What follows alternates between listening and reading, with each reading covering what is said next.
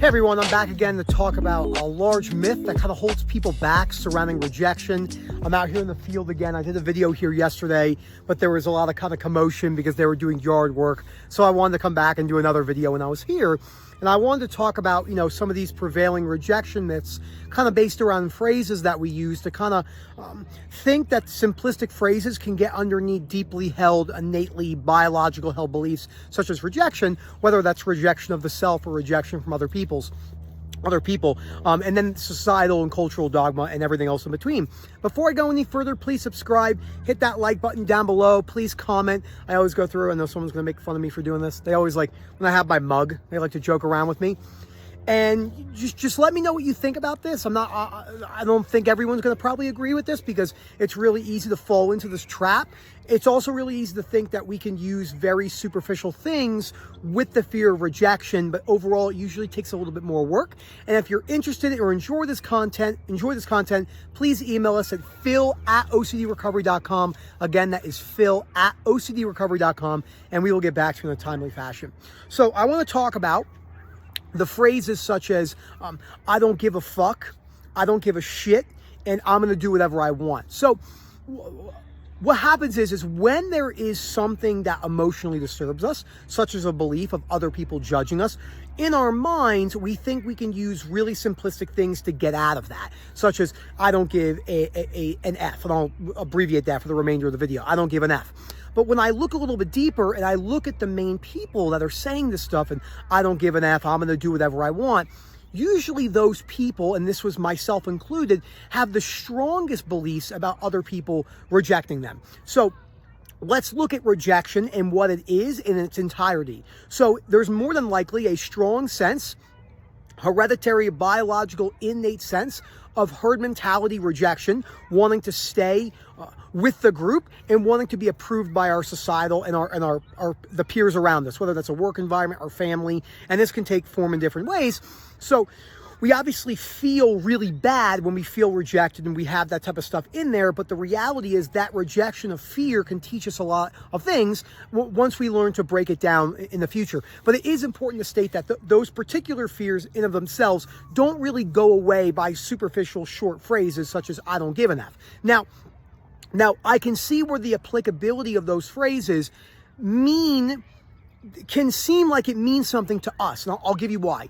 When you're in a conversation with someone, maybe a spouse or a boyfriend or a girlfriend or a friend, or you're breaking away from a colleague, and you say, I don't give an F, it gives you a sense of power, a power feeling where you need to think that you have to step over someone and speak down to them. So this is something that I've done my entire life. And now coming to the other side of that after years of practice, I start to realize how much of an actual behavioral weakness that truly is. Because most things in life, if not all things, can be seen from open-minded, balanced views. And rejection in of itself is not horrible. It feels really uncomfortable. In the beginning, it can feel horrible, but we can change our perspectives on that. So those superficial statements don't really get underneath the core fear, which is if I am rejected or if I feel rejected, it's 100% terrible and I can't stand that. But in time, as you start to change your belief system surrounding rejection, you can get yourself to a place where you are, you've done your shame attacking exercises from the Ellis works.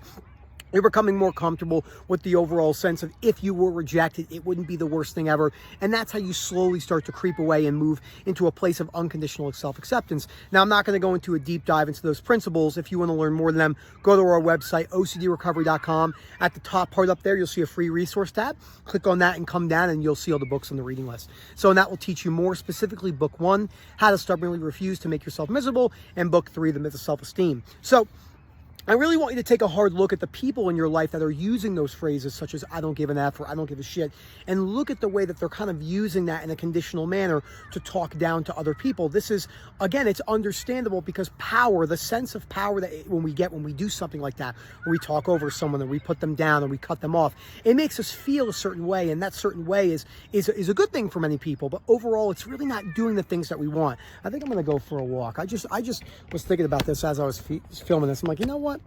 We're gonna go for a walk. We're gonna bring this with us. Sorry for the interrupting delay right here.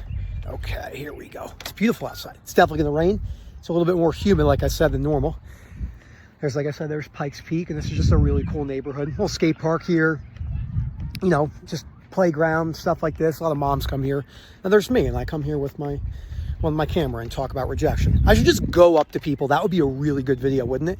Going up to people saying, hey, what's your belief about rejection? Like, do you like rejections? How does it make you feel? What if I put you in this situation? That way you can kind of hear how people go about it. So I didn't think that I struggled with rejection that badly until I realized that my body dysmorphia was primarily fueled by rejection. Rejection of my peers, rejection of my friends I went to the gym with. It's why when you go to the gym, you see a lot of people checking each other out more than they're actually training, because in their mind, if they don't portray a certain image, whether it's an image of intelligence or having their notebook or having all their stuff with them and having all their lifting equipment, and none of that is inherently bad, but it does give you that sense of knowledge. And when we feel intelligent, that comes with a sensation that we want to kind of put on other people. Not always, but a lot of times.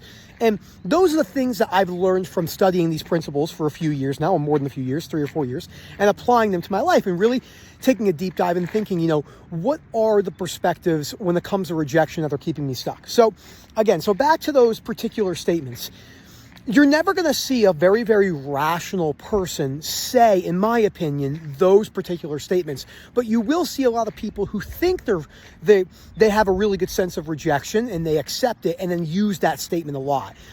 It's very similar to the statement where people say, I don't care what anyone thinks about me. Well, that's just not true. I'm going to bring this up a little bit, because those people tend to care the most what people think about them. And I know, because I use this a lot. I would say, I don't give a shit what someone thinks about me. I don't care what any of that.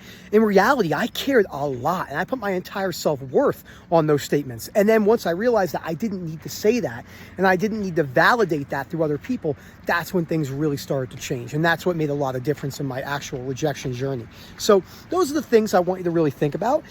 The other thing, too, that's important to think about is when you're trying to break down a fear of rejection, one of the most important things that you can do is feel the rejection sensation in of itself. And then you change your opinion on the sensation, and you start to realize that the feeling in of itself is not as horrible as we made it out to be. But the problem is, when you're rejected and when you have shame and guilt, you rate those sensations absolutely terrible, and then that's what gives them that validity. How you doing? Hey, buddy. Super awesome. So that is a huge thing to remember when you're going through that. Again, it's understandable in some of the books that talk about, not giving an F or not giving a shit. There's some really good principles in these books, but in my opinion, because the principles that I use, they're a little bit misguided, because again, if you really do believe in a conceptual manner that you don't give an F what other people think about you, you're usually not using that as a validating statement to prove your worth over other people. So thank you so much, guys, for watching this video. I hope you enjoyed it. As the summer comes, I hope to do more videos outside in the mountains and stuff like that. Plenty of stuff coming your way. Lots of TikToks from the mountains, hopefully. We're going to Utah in about 3 weeks. I'm super excited about that. Definitely going to do some content in Zion Park. It'll be sick. And again, if you're interested in our coaching and webinar services, please email us at phil@ocdrecovery.com, and hopefully we'll get back to you. Well, we will get back to you in a timely fashion, but hopefully I hear from you in a timely fashion. That made no sense. Just go with it. Have a good one, everyone.